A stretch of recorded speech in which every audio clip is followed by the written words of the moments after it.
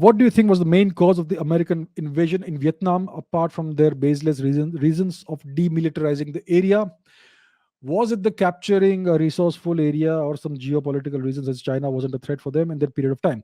Okay, so the Vietnam War is a very drawn out, protracted thing. You can have a 6 month course on what happened in Vietnam, right?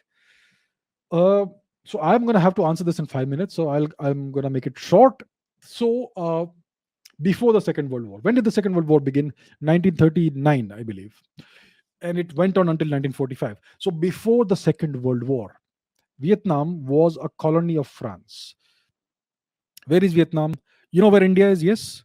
Go eastwards, eastwards, eastwards, and you come to Southeast Asia, and here is Vietnam. It's a strange shaped country, a long country from here, North Vietnam, Hanoi, all the way down south to Saigon or Ho Chi Minh City, right? It's kind of like Chile, that sort of geography. So, before the Second World War, Vietnam was a French colony. Even today, you will find that French culture and French language has a certain status, high status in Vietnam, even today. So, Vietnam was a French colony. In the Second World War, in that period, it was occupied by the Japanese imperial forces. Japan rampaged across all of Asia. It came to the doorstep of India. It entered Manipur as well. We had the Battle of Imphal and Battle of Kohima and so on, in which the INA was also involved, which is a different story. So the Vietnamese were first under the French, then they were occupied by Japan. After the Second World War, after the defeat of Japan, uh, uh, during the Second World War, during the invasion, during the occupation by Japan, the Viet Minh was a resistance force. It was a Vietnamese communist resistance force, and their leader was Ho Chi Minh. So after the Japanese were defeated, the Viet Minh were able to capture power in northern Vietnam, and the French were able to retain power in southern Vietnam. Right, so the country was basically divided into two. And then there was some kind of an agreement in Geneva, I believe, in the mid 50s, early 50s, or somewhere. I don't remember the dates. Look it up, please. So there was this agreement in Geneva, which was obviously brokered by the Europeans. It's always this colonial attitude. So Vietnam was officially divided into North Vietnam and South Vietnam. And they said there would be elections and then the country would be reunified. The elections never happened. So North Vietnam was run by Ho Chi Minh, by the communists, and South Vietnam had a so-called democracy.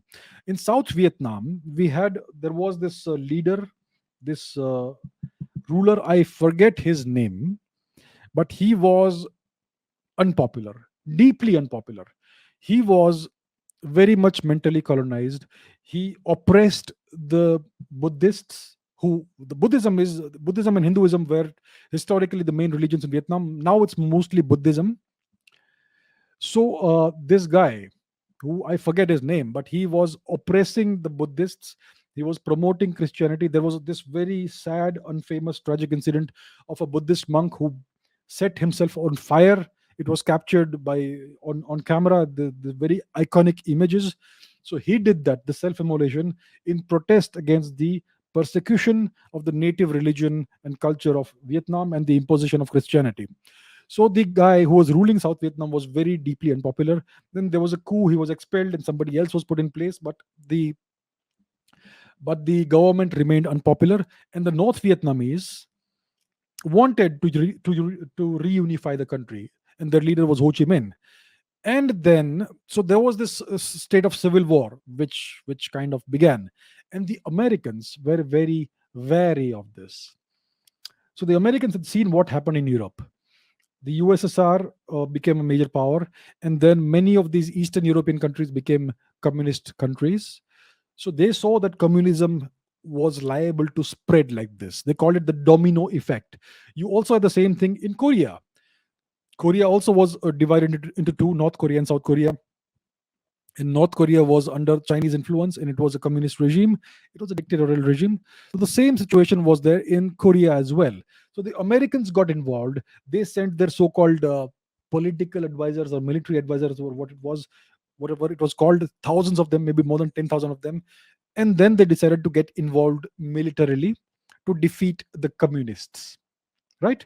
So the main cause of the US invasion in Vietnam, while they said it is to defeat communism, because communism is liable to spread, it has this domino effect, and they did not want the whole world to become communist because they believed in democracy and Western liberal values and human rights, etc. Right? So then they did this false flag incident in the Gulf of Tonkin, the so-called Gulf of Tonkin incident, in which a U.S. naval ship was attacked, apparently by North Vietnamese boats or missile boats or whatever it was, torpedo boats, and then they took that as the pretext for starting the war. They said the Vietnamese have attacked us, and this gives us a just cause to go to war. And that's how the whole business of the Vietnam War began. The Vietnamese don't call it the Vietnam War, they call it the American War. But we, because we are all part of the Western world, we are part of the English speaking world, we are mentally colonized. So that's why we in India call it the Vietnam War. It's actually the American War. The Americans initiated the war, and they lost terribly, and the North Vietnamese won, and they were able to reunify the country. And then Vietnam became a communist country of sorts. Today also it is, well, officially a communist country, but they have been able to develop the economy quite well, and they're doing reasonably well. They are a reasonably mildly populous country. The living standards are higher today in Vietnam than in India today, right? So it's doing well. So that is the story of the Vietnam War in very brief. I have left out lots of stuff, but because of the format of this show.